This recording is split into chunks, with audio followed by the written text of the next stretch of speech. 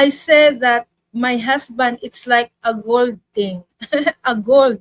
We have gold, silver, bronze, like that, right?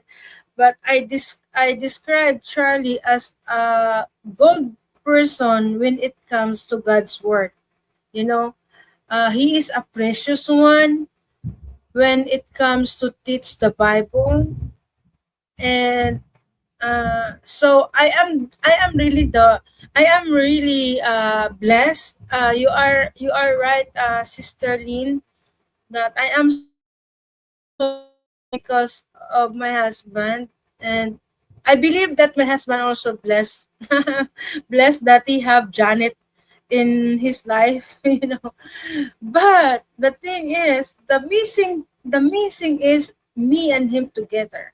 But we are the same in ministry. He is supporting my kids ministry, in any aspect of supporting me, and especially also now that we have a boat, he supported me like that. And now I didn't even expect it that we have a boat, more responsibility, right?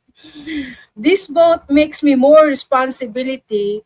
Maybe God wanted me to just enjoy doing things for his glory.